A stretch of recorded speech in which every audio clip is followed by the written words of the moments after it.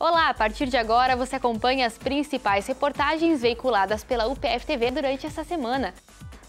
Nós começamos falando de uma pesquisa da UPF que pode melhorar a qualidade das cervejas da região. Quimioterapia, radioterapia e até imunoterapia, todos esses serviços são oferecidos em Passo Fundo. No segundo bloco, nós falamos sobre a diferença entre cada um deles. Jovens no universo da robótica, alunos das escolas públicas de Passo Fundo e região participam das Olimpíadas de Robótica aqui na UPF. O último ex-combatente, uma reportagem especial sobre o passofundense que lutou na Segunda Guerra Mundial. Fique com a gente, o programa tá só começando.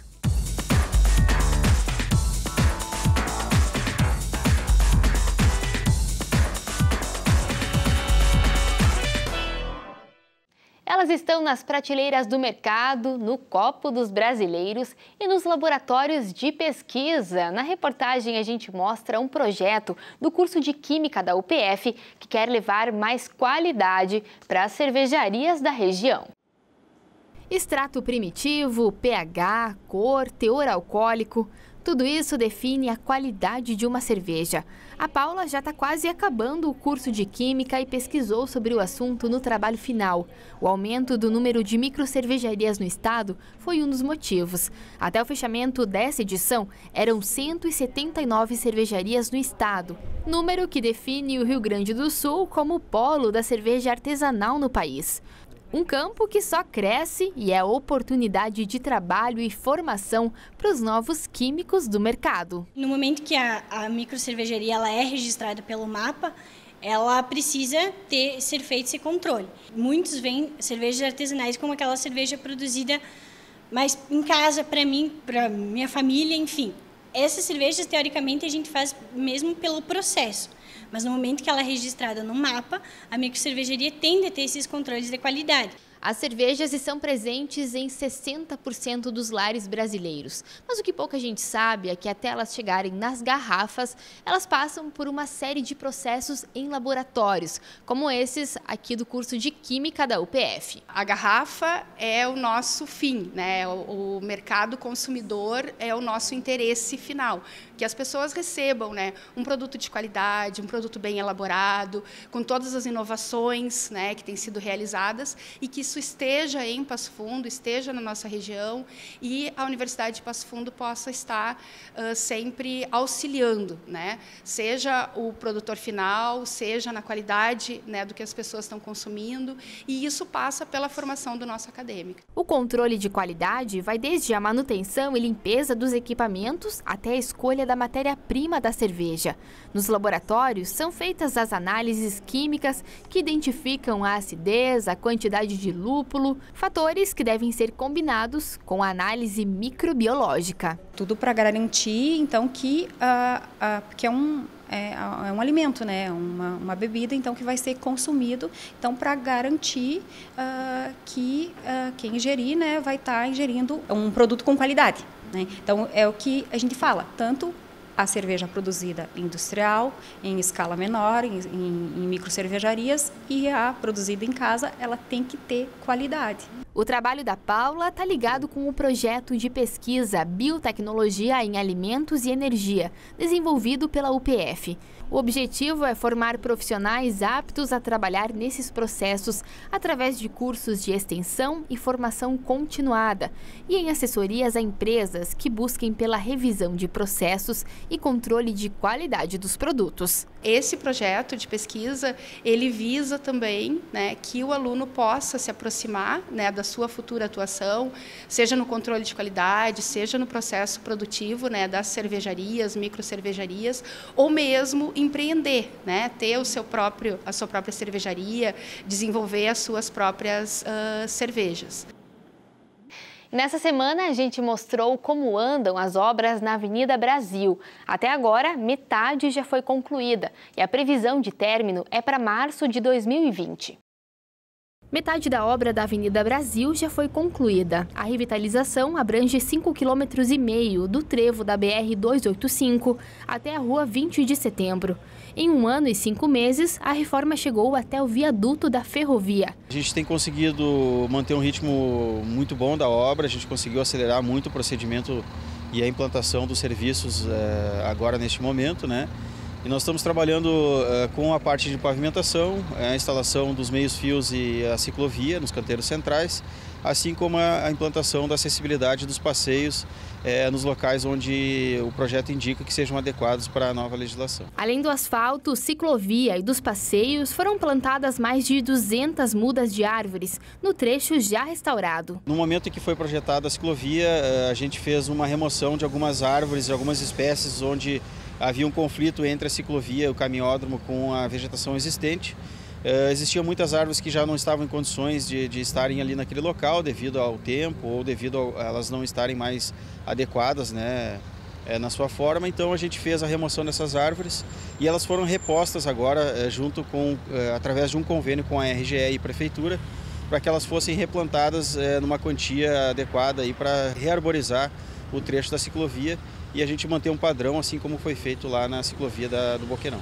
A cada dia, as obras se aproximam mais do centro e a logística de trabalho e do trânsito vai ser diferente. No centro a gente não tem muita alternativa, né? A gente vai ter que trabalhar com trechos fechados, mais curtos, né? Com quadras bloqueadas totalmente, com desvio por vias paralelas, né? Que aqui na Petrópolis a gente não tem esse tipo de possibilidades, né? Devido à topografia do local. Mas no centro a gente tem as ruas paralelas, né? Paissandu e Uruguai, onde a gente vai poder trabalhar com elas como os desvios permanentes da obra. De acordo com o projeto inicial, a obra está prevista para terminar em março do ano que vem. E Passo Fundo já se prepara para receber a 2ª edição do Danspar Brasil. Nessa semana eu conversei com a coordenadora do evento e ela falou um pouquinho sobre a programação. Olha só. E Passo Fundo se prepara para receber mais uma edição do Danspar Brasil, que é o festival de dança patrimonial em Pares, que acontece aqui na cidade entre os dias 14 e 22 de setembro. Quem fala comigo sobre o assunto é a Raquel, que é a coordenadora do evento, né, Raquel? E eu quero que você nos conte, porque nós teremos apresentações de graça para a população, né? Como é que vai funcionar tudo isso? Tudo bem. Para nós da Bailar Centro de Danças, que é quem realiza esse evento, é um grande prazer poder estar trazendo a 2ª edição do Danspar Brasil para Passo Fundo. Nós detemos essa marca a nível de Brasil, mas eu penso que não teria outro município para ser brindado do que Passo Fundo, que é onde nós moramos e onde fomos acolhidos, né? Então esse evento ele visa espalhar a cultura do mundo para o mundo. E principalmente dar a oportunidade para comunidades carentes, pessoas que teriam mais dificuldade para poder estar conhecendo essa cultura mundial. Então nós fizemos toda uma programação gratuita, então nós começamos o evento visitando os CTGs, né, que é o Fagundes dos Reis no sábado, porque nós temos o apoio da 7ª Região Tradicionalista. E nós vamos estar fazendo um grande show público no Anfiteatro da Gari, no domingo, dia 15 de setembro, às 15h30. Temos certeza que será um show bastante alegre, bastante vibrante e que vai estar mostrando a cultura de boa parte do mundo. São países da América do Sul e da América Central. Dali nós temos México, Peru, El Salvador, Equador, nós vamos ter Uruguai, Paraguai, Argentina, enfim, são 10 países que estarão aqui e nós ainda estamos aguardando a confirmação de mais alguns. E nós vamos ter também um importante show na Estação Gastronômica da Gari, no dia 14 às 20 horas, que é um espaço que foi revitalizado e que se trabalhou muito para dar o devido valor que ele tem. Então vai ser com certeza mais um grande espetáculo aberto ao público que a gente convida todo mundo para participar. Perfeito, Raquel, muito obrigada. Bom, é isso aí então, né? Essa é a 2ª edição do Danspar Brasil e Passo Fundo é a sede do festival no país. Os folhetos, né, os folders aí com todas as informações da programação já estão sendo distribuídas na cidade. Fique atento. A doação de órgãos salva todos os anos milhares de vidas, mas poderia salvar muito mais. O preconceito e a negação na hora de doar ainda são muito comuns. Confira na reportagem. Uma fila que se estende por anos de espera. É assim a realidade de milhares de pessoas que aguardam a doação de um órgão na fila de compatibilidade do Estado. O Luiz esperou por mais de 2 anos. Depois de um longo tratamento contra a hepatite C, ainda tinha cirrose e 7 nódulos de câncer no fígado. Para viver com qualidade de vida, só um transplante. Mudou para melhor, né? Porque antes eu tinha canseira, não me sentia bem, mas depois do transplante, vida nova, vida nova. A demora para conseguir o transplante existe por 2 motivos principais. Primeiro, é preciso ter compatibilidade com o corpo do novo paciente. E segundo, a negativa na hora de permitir a doação dos órgãos ainda é muito frequente. Até junho de 2019, 113 doações foram realizadas no estado, mas o número poderia ser bem maior. A média de negativas na hora de autorizar a doação é de 40%. Entre os motivos, a recusa familiar é o mais frequente, geralmente porque o paciente não era doador em vida. Algum dos familiares era contrário à decisão, houve demora para entregar o corpo, desconhecimento sobre a vontade de doar e, por fim, por conta da religião do possível doador. O Hospital São Vicente de Paulo de Passo Fundo é um dos que mais notifica possíveis doadores de órgãos no estado.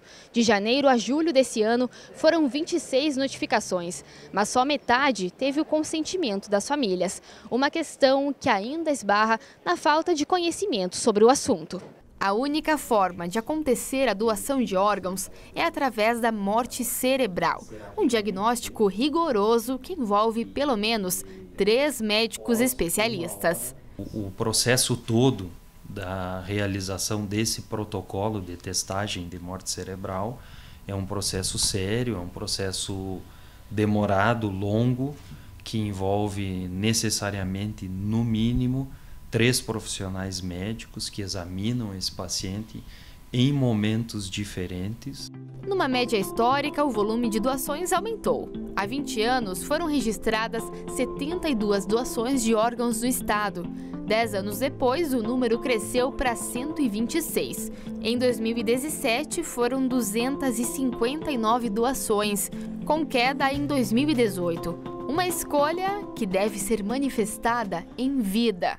Não adianta registrar em cartório, o que adianta, o que resolve é conversar com a família, deixar bem claro qual é o seu desejo, para sim, no momento que eventualmente passar por uma fase crítica, uma doença grave e entrar em morte cerebral, a família já estar orientada e ciente de qual era o desejo dessa pessoa em vida. E que pode transformar a vida de muitas outras pessoas. Todo dia, no amanhecer, eu lembro, não conhecia o cidadão, mas rezo por ele, a família dele, porque ele me proporcionou uma vida nova. A gente segue falando de saúde no próximo bloco. Nós vamos mostrar sobre alguns tratamentos para o câncer. Em 2 minutinhos eu tô de volta.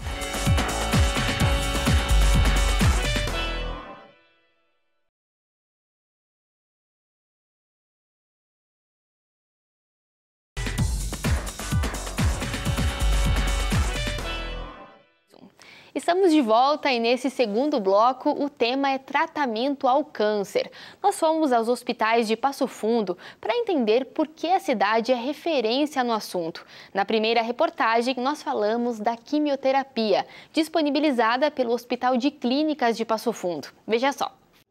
Seu Dorvalino tinha uma vida normal, nunca sentiu dores de cabeça ou qualquer outro sintoma que pudesse indicar alguma doença. Porém, quando menos esperava, foi surpreendido. No final do dia, nesta noite, tive uma crise convulsiva, me trouxeram para o hospital. Ele foi internado no Hospital de Clínicas em Passo Fundo, depois da ressonância magnética, a confirmação: câncer de cérebro. Passou por cirurgia, radioterapia e quimioterapia, e tudo de graça pelo SUS. Foi feita a cirurgia de retirada do tumor e de lá foi seguido o tratamento depois com a quimioterapia.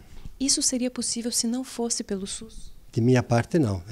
graças que tenho essa possibilidade de ser atendido pelo SUS. Em Passo Fundo, 2 hospitais oferecem tratamento para o câncer pelo SUS, o Hospital de Clínicas e o São Vicente de Paulo. Os 2 hospitais também têm centros de pesquisa para avaliar novos medicamentos. O Hospital de Clínicas, por exemplo, neste momento, faz testes para avaliar a eficiência de medicamentos para tratar câncer de mama nos pulmões e para leucemia. Um dos medicamentos mais recentes já foi utilizado na quimioterapia em pacientes tratados aqui, com resultados positivos, que vão ser apresentados em um congresso na Europa. Nós estamos diante de um momento de muitos novos tratamentos, então doenças que até então não tinham mais possibilidade terapêutica acabam tendo novas opções todos os dias. Muitos medicamentos, quando são aprovados pela Anvisa, eles vêm para nós muito novos. A gente ainda não tem experiência com o uso desses medicamentos no Brasil. Então, o nosso papel é tratar os pacientes com a melhor opção no momento e já aprovação no país para tal indicação e também relatar como foi a experiência com o uso, os efeitos colaterais, a eficácia do medicamento, a tolerância do paciente e até que dose ele se adaptou melhor. Isso vai auxiliar os novos médicos, então, a também ter uma abordagem mais adequada para os nossos pacientes brasileiros quando precisarem desse medicamento. Só neste hospital são diagnosticados 1.650 novos casos de câncer por ano.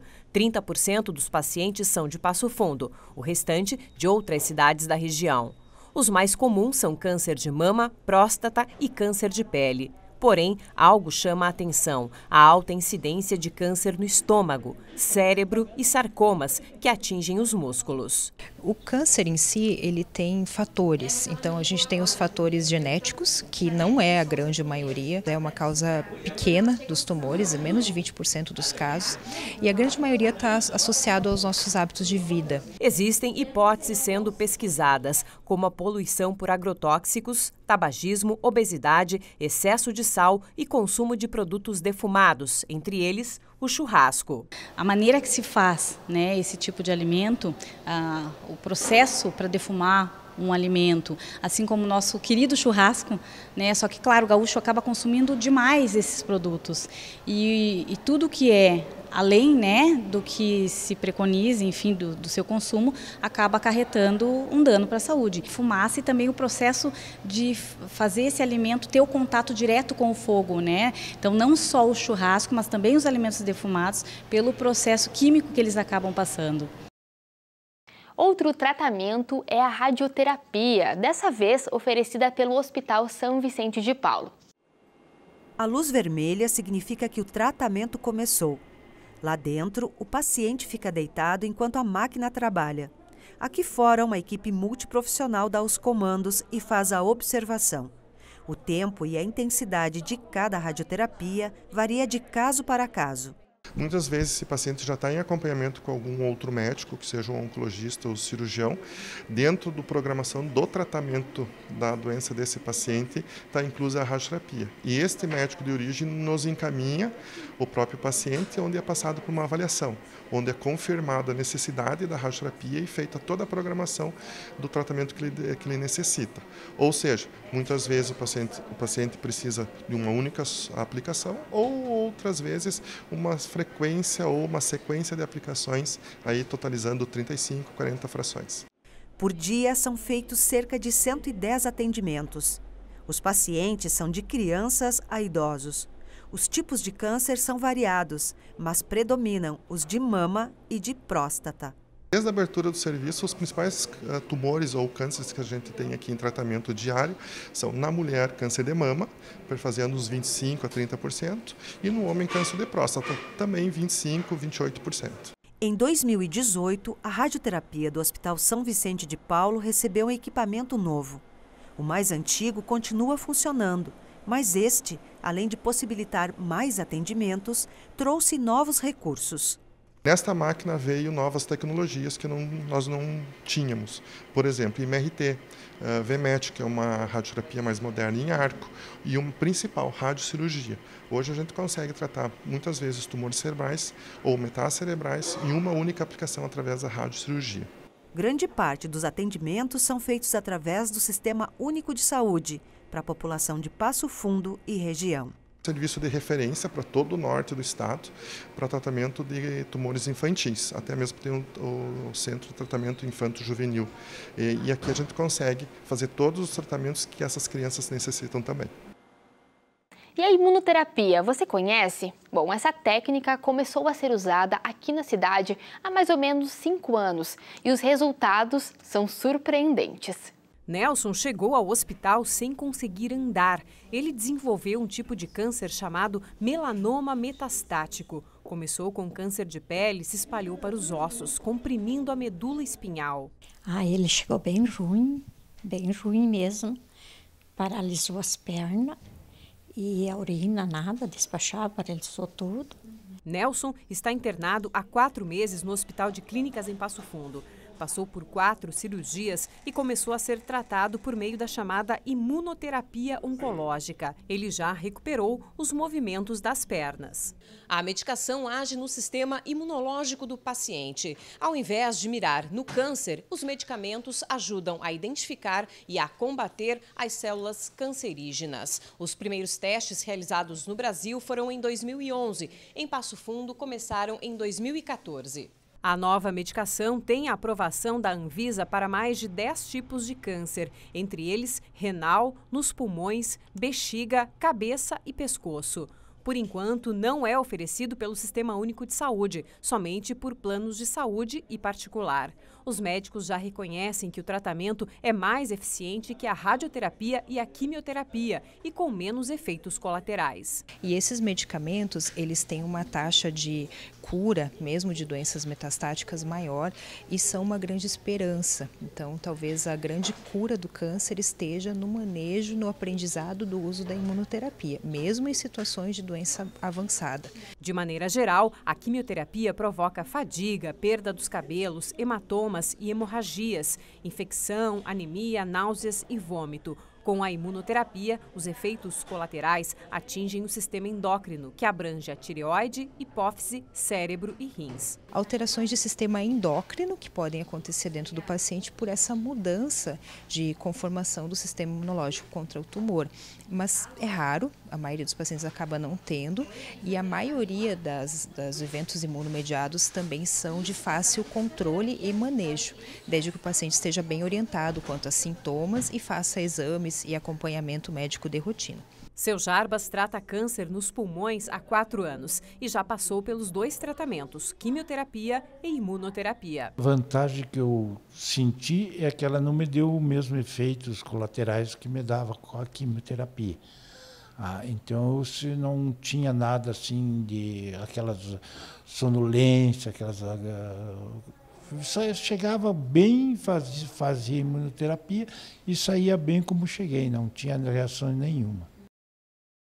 Nós mostramos até agora alguns tratamentos possíveis para o câncer, mas infelizmente alguns casos não são solucionados. Por isso agora a gente entra em um assunto que pode até ser considerado tabu por muitas pessoas, os cuidados paliativos. Veja só. Uma parte importante do tratamento dos pacientes com câncer é garantir o conforto e a humanização em um momento delicado, quando o corpo já está bastante debilitado. Quando o paciente passa por uma doença incurável, os chamados cuidados paliativos surgem para amenizar o sofrimento.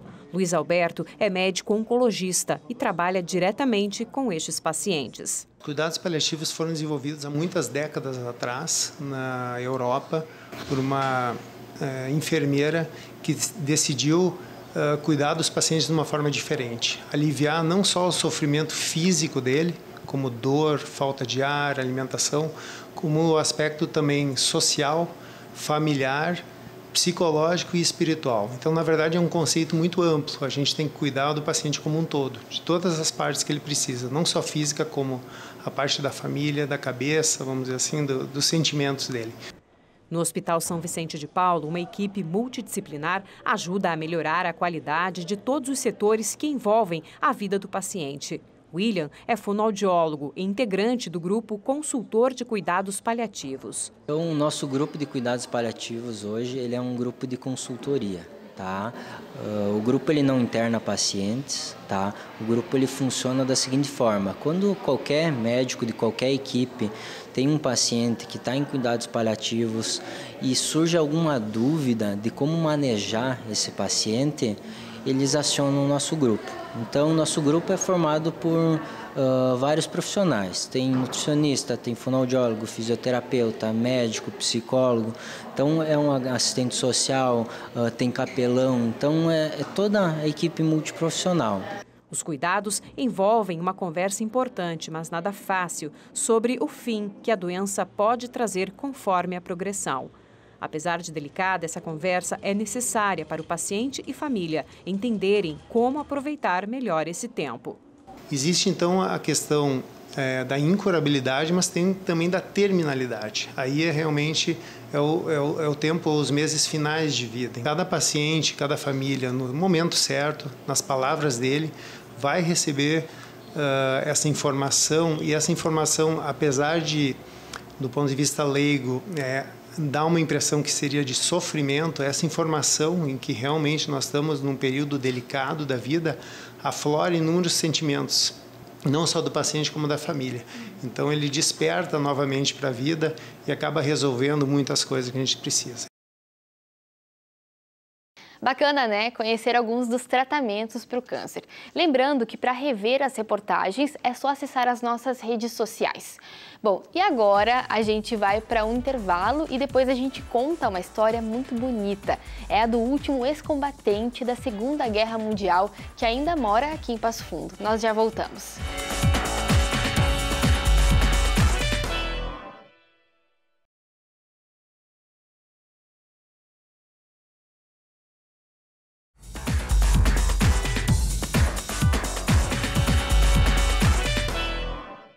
Voltamos e o assunto agora é robótica. Alunos dos ensinos fundamental e médio de Passo Fundo e região participaram da Olimpíada de Robótica Educativa Livre na UPF. A repórter Gisele Borba traz mais detalhes.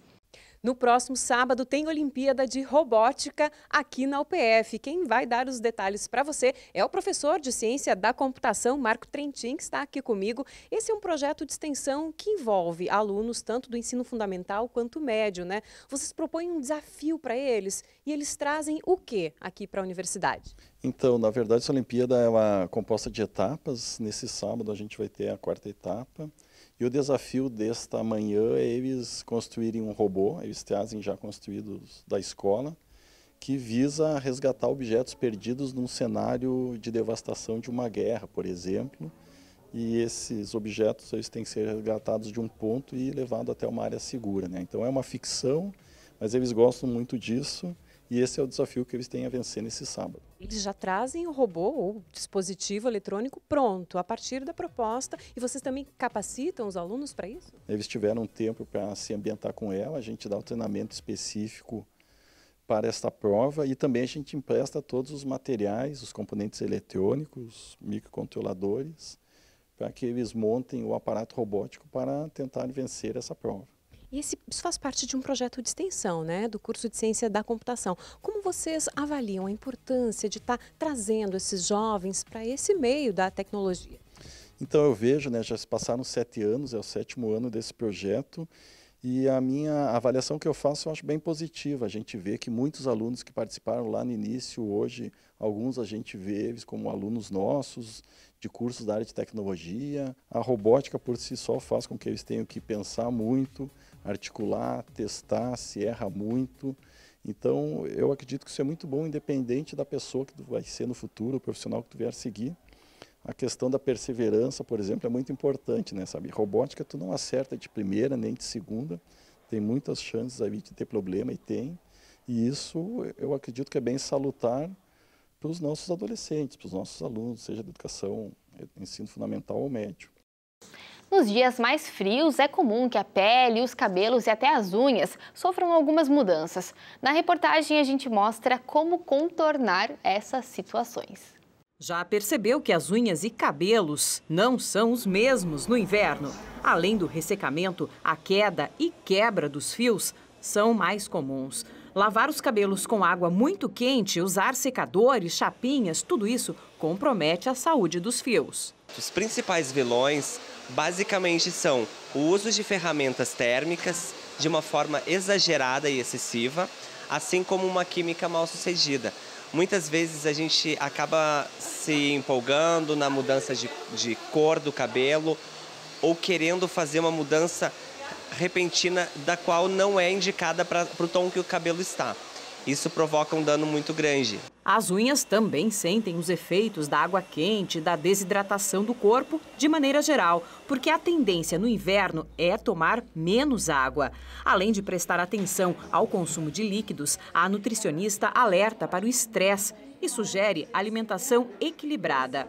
O primeiro passo, segundo ela, é avaliar o nível de estresse e fazer exame de sangue. A gente faz uma dosagem de exame laboratorial para ver o que tem de carência e, após isso, a alimentação primeiro. Teor de estresse, necessário a gente poder olhar o que esse paciente está passando no momento. A suplementação com vitaminas do complexo B, por exemplo, deve ser feita somente em alguns casos. Tudo que o organismo não necessita e a gente supre além, em algum lugar vai sobrecarregar. Ou vai eliminar tudo pela urina, né? Ou então vai sobrecarregar. Rim, fígado, então em alguma parte do corpo vai estar em sobrecarga. A alimentação e suplementos agem a partir do nascimento do fio. Para os cabelos que já cresceram, Regison recomenda tratamentos como detox. Depois, a utilização de produtos que nutrem e reparam. Se você usar um produto, por exemplo, de reparação, mas o teu cabelo não tem necessidade de reparação porque ele tem perda de água, ele sofre desidratação. Aí a gente precisaria um tratamento de nutrição. Então, é importante que a cliente tenha um contato com o cabeleireiro, peça, entregue com confiança o seu cabelo para ele orientar e execute os passos da melhor maneira. E a gente termina a semana com uma reportagem especial. Nós contamos a história do Seu Delcy, que é o último passofundense vivo que lutou na Segunda Guerra Mundial. Ele foi homenageado no desfile de 7 de setembro e nós visitamos a sua casa para relembrar algumas histórias do confronto. Ele nasceu em 8 de maio de 1925. O passofundense não imaginava que um dia representaria o Brasil fazendo parte de uma patrulha de reconhecimento a milhares de quilômetros longe de casa. A minha função foi a das piores que tinha, que era mexer com quem estava quieto. A gente só mexia com eles para eles atirarem as armas deles. Daí o pessoal que estava na retaguarda estavam sabendo qual era o tipo de arma que eles tinham para combater. Em agosto de 1942, no cenário da Segunda Guerra, submarinos nazistas torpedearam 6 navios mercantes brasileiros, provocando a morte de centenas de pessoas. Não era por terra, por mar. Eles iam entrar. Já estavam entrando. O governo reconhece o estado de guerra entre o Brasil e as potências do eixo. No final de 1943, o Brasil criou a FEB, Força Expedicionária Brasileira. Com ela, mais de 25 mil soldados foram enviados para lutar no fronte de batalha do norte da Itália. 25.445 expedicionários entre oficiais e soldados. Os soldados de todos os estados brasileiros saíram do porto do Rio de Janeiro. Embarcava 5 mil cada embarque no navio General Meiga, do americano. Vocês tiveram treinamento, Seu Delcy? Muito grande. Aqui no Rio Grande e depois fomos completar no Rio de Janeiro. Da Vila Militar é que nós se preparamos bem para embarcar para a guerra. Nós estávamos comendo no Rio de Janeiro um mês tomate com ovo. Quando entramos no navio e fomos ao comando americano, abriu um paraíso para nós. Alimentação, roupa, tudo de bom no navio viajando. Fomos até Nápoles, 15 dias de viagem. O navio transporte entra com os pracinhas do Brasil na Baía de Nápoles. Desembarquemos em Nápoles, ficamos 15 dias de repouso e aí entramos em combate. Delcy Branca da Luz foi ferido gravemente e ficou 4 meses internado em um hospital nos Estados Unidos. Eu fui ferido por uma bomba de tanque, um sopro, me deixou sem fala, sem voz. A destruição provocada pela guerra não é somente física. A neurose de guerra é horrível. É a gente querer andar escondido, não ver as pessoas, não falar. Me tratei por conta. 20 anos com médico de Passo Fundo. Além do profundo sentimento em ter defendido a pátria e ter cumprido o papel de cidadão brasileiro, nós ia lutar para defender a pátria. Em um momento de tensão e de horror, Delcy consegue trazer uma linda lembrança. Eu saí de uma patrulha brava, perdi muitos amigos e feridos também. Esse caminhão passou cheio de feridos dos nossos, onde tinha uma brasileira enfermeira e 2 americanas enfermeiras.